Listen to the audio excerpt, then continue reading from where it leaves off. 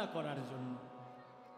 আপনারা বলতে পারেন, বাবা রাধারানী কেন গোবিন্দ এবং দাদা বলরামের জন্য রান্না করতে যাবেন? রাধে রাধে।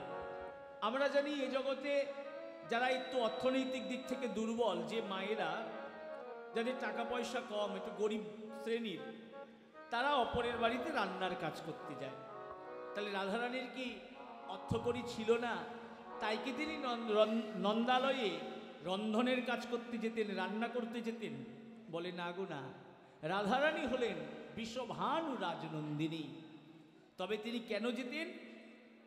যখন রাধারানী অনেক ছোট, যখন তার বিবাহ হয় নাই, তখন তিনি পিতৃগৃহে মানে বিশ্বভানু মহারাজের বাড়িতে। এমন সময় একদিন দুর্বাসা মহামুনি এসেছিলেন বিশ্বভানু মহারাজের বাড়িতে। বলিয়া এল দুর্বাসা মুনি বিশ্বভানুপুরে, আইল দুর্বাসা মুনি বিশ্বভানুপুরে। পাদ্যর্ঘ্য দিয়া রাজা বুঝিলেন মনি রে, পাদ্যর্ঘ্য দিয়া রাজা বুঝিল মনি রে। পাদ্যর্ঘ্য দিয়া রাজা বুঝিলেন মনি রে, পাদ্যর্ঘ্য দিয়া রাজা বুঝিলেন মনি রে। দুর্বাসা আইল, দুর্বাসায় আইল, বলি বিশ্বভানু ভবনেতে। দুর্বাসা আইল, বিশ্বভানু ভবনেতে। থাকবো দুদিন তোমার ঘরে, বিশ্বভানু ভবনেতে। থাকবো দুদিন তোমার ঘরে, বিশ্বভানু ভবনেতে। থাকবো দুদিন তোমার ঘরে, বিশ্বভানু ভবনেতে। থাকবো দুদিন তোমার ঘরে, বিশ্বভানু ভবনেতে। দুর্বাসা আইল, পাদ্যর্ঘ্য দিয়া রাজা বুঝিলেন মনি রে। পাদ্যর্ঘ্য দিয়া রাজা বুঝিলেন মনি রে। শিবাবতার দুর্বাসা মহামুনি একদিন বিশ্বভানুপুরে এলেন। মহারাজা বিশ্বভানু সে তো ভয়ে কম্পিত। বাবা দুর্বাসা মহামুনি একটু এদিক থেকে ওদিক হলে, পান থেকে চুল খসলেই সঙ্গে সঙ্গে অভিশাপ দিয়ে গাছ পাথর বানিয়ে দেন। তো এহেন দুর্বাসা মহামুনি এসেছে। বিশ্বভানু মহারাজ ছুটে গেলেন, মুনিবর, হে দুর্বাসা মহামুনি আপনার জয় হোক। মুনিবর, আমি আপনার কি সেবা করতে পারি? বিশ্বভানু মহারাজ, আমার অন্তরের অনেক দিনের স্বাদ, আমি তোমার গৃহে, তোমার রাজপ্রাসাদে কয়েকদিন অবস্থান করব। এ তো আমার পরম সৌভাগ্য। তা মুনিবর, আপনি কোথায় থাকবেন? আপনি নির্বাচন করুন। বিশ্বভানু মহারাজ একটা করে দরজা খুলে দিচ্ছে, ঘরের দরজা খুলে দিচ্ছে। কোনো ঘর হীরামণি মাণিক্য দিয়ে সাজানো, কোনো ঘর সোনা দিয়ে সাজানো, কোনো ঘর রূপ দিয়ে সাজানো, কোনো ঘর শ্বেত পাথর দিয়ে সাজানো। কিন্তু কোনো ঘর দুর্বাসা মহামুনির পছন্দ হচ্ছে না। না, এটা ভালো না, না না ওইটা ভালো না, সেইটা ভালো না। এইভাবে যেতে যেতে একটা ছোট্ট ঘর পছন্দ হয়েছে। দুর্বাসা মহামুনি বললেন, বাহ, এই ঘরটা তো বেশ সুন্দর, আমি এই ঘরেই 3 দিন 3 রাত্রি অবস্থান করব। বিশ্বভানু মহারাজ কেঁপে উঠলেন, হে মহামুনি, এটা তো থাকার যোগ্য নয়, এটা তো পুতুল খেলার ঘর। পুতুল খেলার? হ্যাঁ, আমার ছোট্ট মেয়ে রাধা ও পুতুল খেলে, এটা ওর পুতুল খেলার ঘর। বেশ, আমি ওর পুতুল খেলার ঘরেই থাকবো, ওর পুতুল খেলা দেখব। আর শোনো বিশ্বভানু, আমার জন্য, আমার সেবার জন্য কোনো দাস দাসী পাঠাতে হবে না। রাধারানী আমায় যা সেবা দেবে, আমি সেই সেবা গ্রহণ করব। বিশ্বভানু মহারাজ তো ভয়ে কাঁপছে। হে মহামুনি, হে মহামুনি দুর্বাসা, আমার ছোট্ট রাধা, ও কি সেবা দিতে পারবে? যদি হিতে বিপরীত হয়ে যায়, আপনার অভিশাপ পড়ে? বলে, না, কোনো ভয় নাই, তুমি যদি আমার কথা না শোনো তাহলেই আমি অভিশাপ দেব। তাহলে দেখুন, দুর্বাসা মহামুনি, মহাযোগী, মহাতপস্বী, মহাঋষি, তিনি আজ কোথায় এলেন? রাধারানীর পুতুল খেলার ঘরে। সেখানে বসে বসে সারাদিন রাধারানীর পুতুল খেলা দেখেন। তা রাধারানীর পুতুল খেলাটি কেমন? আমরা এই জগতে যেমন খেলি, দেখবেন ছোট ছোট বাড়িতে ছোট ছোট বাচ্চা থাকলে তারা ছোট ছোট পুতুল নিয়ে খেলে, বারবি ডল ঠল কি সব নাম। আরে এখন তো মোবাইলে গেম খেলে, ওই বাচ্চাদের মোবাইল হাতে দিতেই হবে। যাই হোক, তা আমার রাধারানীর কিন্তু ওই সব খেলা ভালো লাগতো না। তিনি কি খেলতেন? আমার রাধারানীর পুতুলটি হলো আমার পরমেশ্বর শ্যাম সুন্দর, আমার গোবিন্দের বিগ্রহ। তা রাধারানীর খেলাটি কেমন? তিনি প্রতিদিন সকালবেলা উঠে আমার ভগবানকে সুন্দর করে জাগাতেন, তার মঙ্গলা আরতি করতেন, তারপর উদ্যানে মানে বাগানে গিয়ে গোবিন্দের জন্য ফুল তুলে এনে তা দিয়ে নিজের হাতে মালা গাঁথতেন। গোবিন্দকে স্নান করিয়ে তাকে সুন্দর করে শৃঙ্গার করিয়ে নিজের হাতে মালা পরিয়ে তারপরে নিজে ভোগ রন্ধন করতেন। ভোগ রন্ধন করে আজ কি করেছেন? গোবিন্দকে ভোগ নিবেদন করেছেন। ভোগ দিয়ে সেই ভোগ টান দিয়ে দুর্বাসা মহামুনিকে বলছেন, মহামুনি প্রসাদ গ্রহণ করুন। এই ঘন্টার অপেক্ষাই করছিলেন দুর্বাসা মহামুনি। যেই না রাধারানী গোবিন্দের প্রসাদ দুর্বাসা মহামুনির হাতে দিয়েছেন, সঙ্গে সঙ্গে দুর্বাসা মহামুনির দুই নয়নে অশ্রুধারা। রাধে, ওকে প্রেমময়ী রাধে, আমার যদি গোবিন্দ প্রসাদ পাওয়ার ইচ্ছে হতো তাহলে আমি বিশ্বভানুপুরে কেন আসতাম? আমি তো নন্দালয়ে যেতাম। আমি এখানে কেন এসেছি জানো রাধে? আমি গোবিন্দ প্রসাদ পাওয়ার জন্য আসি নাই, আমি এসেছি আজ তোমার প্রসাদ পাওয়ার জন্য। আমি এসেছি আজ মহাপ্রসাদ পাওয়ার জন্য। হে মহামুনি, আপনি মহামুনি, আপনি মহাঋষি, তপস্বী, আর আমি সাধারণ বৃন্দাবনের মূরখিনী, গোয়ালিনী, আহিনীরই একটা নারী। আপনি আমার মুখের প্রসাদ উচ্ছিষ্ট গ্রহণ করবেন? সঙ্গে সঙ্গে দুর্বাসা মহামুনি বলে উঠল, রাধে, আর কেউ না জানুক আমি জানি তুমি ছলনাময়ী নও, তুমি করুণাময়ী, তুমি প্রেমময়ী। ওগো রাধে, বড় আশা নিয়ে এসেছি তোমার কাছে প্রসাদ পাবো বলে, আজ আমায় প্রসাদ থেকে বঞ্চিত করো না। রাধে গো, গোলক ধামেতে ছিলে যতদিন, গোলক ধামেতে ছিলে যতদিন, পাই নাই প্রসাদের অধিকার। গোলক ধামেতে ছিলে যতদিন, পাই নাই প্রসাদের অধিকার। মানবী রূপেতে এলে যে ধরাতে, মানবী রূপেতে এলে যে ধরাতে, বাসনা পুরা হইয়া তুমি মানবী রূপেতে এলে যে ধরাতে, বাসনা পুরা হইয়া রাধে দাও দাও তোমার অধরামৃত, দাও দাও তোমার অধরামৃত, রাধে দাও দাও তোমার অধরামৃত, রাধে দাও দাও তোমার অধরামৃত। আমায় ওই চরণে করো ভৃত্য, দাও দাও তোমার অধরামৃত।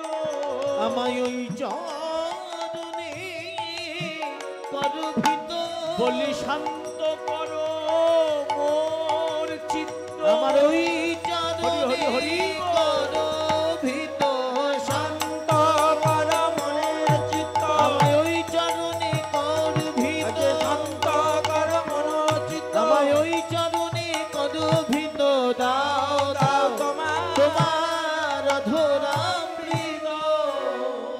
পরমেশ্বরী রাধারানী আজ জগতের বুকে প্রমাণ করলেন। দেখুন, যোগ, তপস্যা, ধ্যান এগুলো বড় নয়, সব থেকে বড় কি? সব থেকে বড় হলো প্রেম ও ভক্তি। যার অন্তরে প্রেম ও ভক্তি আছে, এই প্রেম ও ভক্তি স্বয়ং ভগবানও বাঞ্ছা করেন ভক্তের অন্তরের প্রেম ও ভক্তিকে। তাই আজ রাধারানী নিজে দিলেন সেই অধরামৃত। সেই অধরামৃত আস্বাদন করে দুর্বাসা মহামুনি বলেছিলেন, রাধে তোমাকে আশীর্বাদ করার মতো, বর দেওয়ার মতো ক্ষমতা আমার নেই, কিন্তু আমার মুখের বাক্য আমি বলে যাই, তোমার হস্তের রন্ধন যে বা করিবে ভোজন, আয়ু বৃদ্ধি হবে, সর্ববিপদ তার হবে নিবারণ। তা মা যশোদা জানতেন এ কথা। তার ছোট্ট ছেলে গোপাল জন্ম থেকে বিপদে। যখন তার 8 দিন মাত্র বয়স, পুতনা এসেছে তাকে মারতে, অগাসুর এসেছে, বগাসুর এসেছে, কালিও এসেছে, একে একে এসেই চলেছে। তাই এই সমস্ত বিপদ থেকে উদ্ধার করার জন্য মা আমার জটিলার কাছে গিয়ে বলেছে, মাগো তোমাদের বৌমাকে বলো না আমার কৃষ্ণ বলরামের জন্য একটু রান্না করতে। তাই জটিলার নির্দেশে প্রতিদিন রাধারানী আসেন আমার গোবিন্দের জন্য রন্ধন করতে। এতে কি হয়, আমার গোবিন্দের সেবাও হয় আর গোবিন্দ দর্শনও হয়ে যায়। তো আজ আমার পরমেশ্বরী রাধারানী গোবিন্দের জন্য রন্ধন করেছেন। গোবিন্দ সেই ভোগ আস্বাদন করে গোচারণে গিয়েছেন, আর রাধারানী আমার গোবিন্দের অধরামৃত প্রসাদ আস্বাদন করে ফিরে এসেছেন জটিলা ভবনে। এসে আজ একাকী বিরলে বসে বসে নয়ন জলে বুক ভাসিয়ে কাঁদছে। কেন? তার কারণ রাধারানী মনে মনে ভাবছে, প্রতিদিন বধূ গোচারণে যাওয়ার সময় আমায় সংকেতে জানিয়ে দিয়ে যায়, রাধে আজ অমুক জায়গায় তোমার সঙ্গে দেখা হবে। কই যাওয়ার সময় তো বধূ কিছু জানালো না। না জানালেও গোচারণে গিয়ে বাঁশি বাজিয়ে জানায়, রাধে আমি এখানে আছি, তুমি চলে আসো। আজ তো বধূ বাঁশিও বাজালো না। তাহলে কি আজ আমার কৃষ্ণ সঙ্গ হবে না? আজ আমার কি গোবিন্দ দর্শন হবে না? এমন অমূল্য একটি দিন, জীবনের একটি অমূল্য দিনকে বৃথা হয়ে যাবে। বিচার করুন, আমরা কি করি? যেদিন ভালো খেতে পারি না, ভালো পড়তে পারি না, যেদিন শরীরটা খারাপ থাকে, বলি আজকের দিনটা মাটি হয়ে গেল। আর রাধারানী কি বলছে? যেদিন আমার কৃষ্ণ ভজন হলো না, আমার জীবন থেকে সেই দিনটা বৃথা হয়ে গেল। একাকী বসে বসে নয়ন জলে মুখ ভাসিয়ে কাঁদছেন। এমন সময় সেইখানে এলেন আমার প্রেমময়ী রাধারানীর প্রিয় ননম সখী, যিনি হলেন কৃষ্ণ ভক্তি প্রদায়িনী। তার নাম কি? দেবী তুলসী, ভক্তি মহারানী, বৃন্দা দেবী। আজ বৃন্দা দেবী এসে দাঁড়ালেন জটিলা ভবনে। রাধে! খেয়াল নেই রাধারানী একাকী বসে আছে, 2 নয়নী অশ্রুধারা। জয় রাধে! চমকে উঠলেন। বৃন্দে তুই এসেছিস? হ্যাঁ রাধে, অনেকক্ষণ এসেছি। কি হয়েছে, কি ভাবছিস? বৃন্দে আমার বধূ গোচারণে গেল, কোনো সংকেত করে গেল না, সেখানে গিয়েও বাঁশি বাজাচ্ছে না, তবে কি আমার কৃষ্ণ দর্শন হবে না? তুই আমার পরম সখী, নরম সখী থাকতে আমি কৃষ্ণ সেবা থেকে বঞ্চিত হব? বৃন্দা বলছে, চিন্তা করছিস কেন? আমি তো আছি। কি করতে হবে বল? শুনবি কি করতে হবে? এখানে একটি বড় গান আছে, তা আমাদের সময় তো সংক্ষেপ, তা বড় গান গিয়ে আসলে সময় নষ্ট করব না। এটাকে বলে বড় দুটুকি, 14 মাত্রা। তা আমি ওটাকে ছোট করে গাইছি, ছোট দুটুকি 7 মাত্রা। আস্বাদন করুন, অসুবিধা নেই, ঠিক আছে? কিবা রাধিকা রূপসী লইয়া তুলসী কহয়ে মধুর কথা। কিবা রাধিকা রূপসী লইয়া তুলসী কহয়ে মধুর কথা। কিবা রাধিকা রূপসী লইয়া তুলসী কহয়ে মধুর কথা। কিবা রাধিকা রূপসী লইয়া তুলসী কহয়ে মধুর কথা। ও সই কাননে গমন করো এখন, কাননে গমন করো এখন, কাননে গমন করো এখন, কাননে গমন করো এখন। নাগর শেখর যথা, নাগর শেখর যথা। ও সই কাননে গমন করো এখনো, নাগর শিখর যথা, গুরু শেখর যাতা যা তুলসী জেনে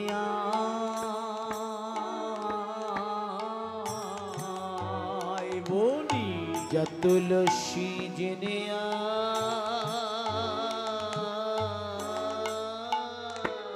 বলি যা তুলসী জেনে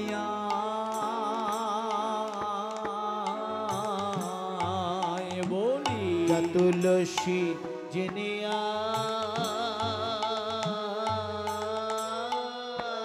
বলি কোথায় আছেন শ্যামরায় যা তুলসী জেনে আয়, কোথায় আছে শ্যামরায় যা তুলসী জেনে বলি কোথায় আছেন শ্যামরায় যা তুলসী জেনে আয়, কোথায় আছে শ্যামরায় আমি মিলিত হইব কোথায়, কোথায় আছে হরি হরি বল। আমি মিলিত হইব কোথায় কোথায় আছে শ্যামরায় আমি মিলিত হইব কোথায় কোথায় আছে শ্যামরায় যা তুলসী জেনে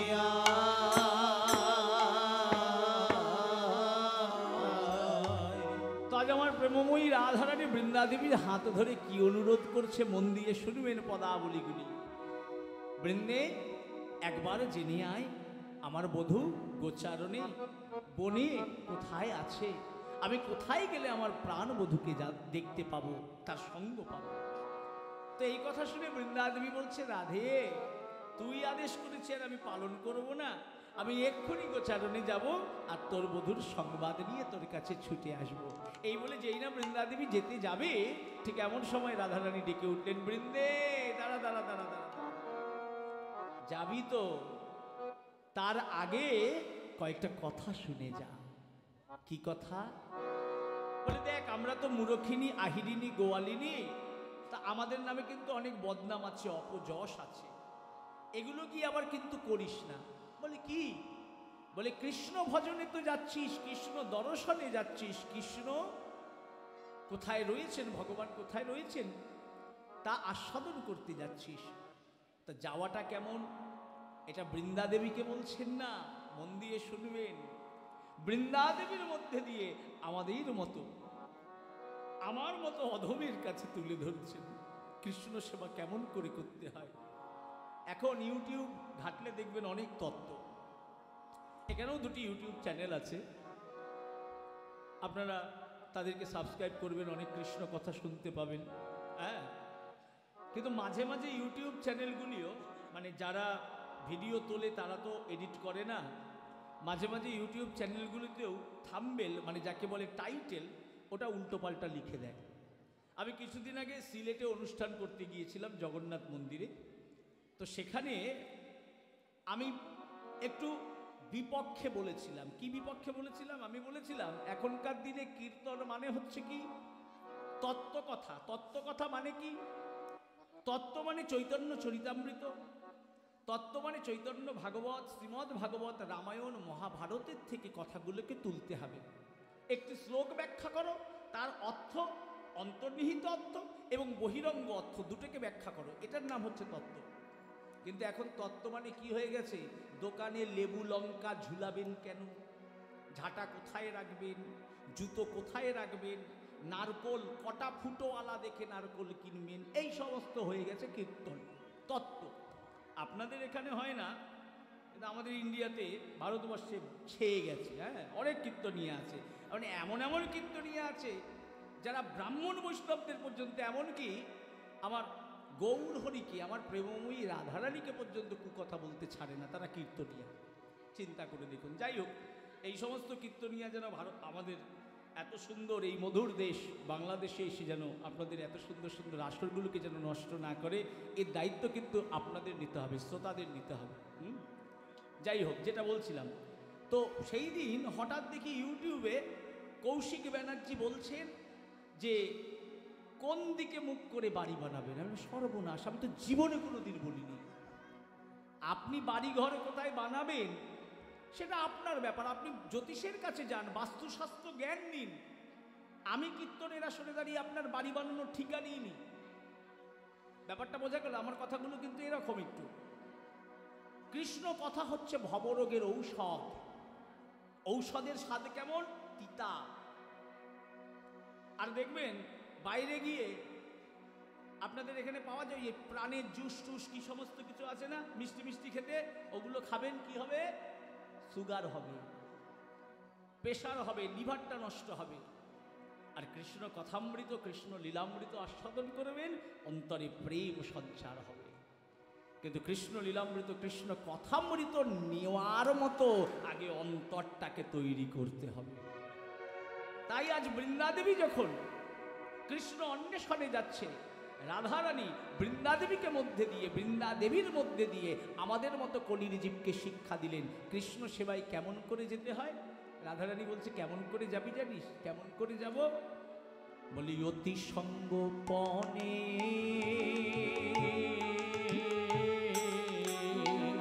যাবি, অতি সঙ্গোপনে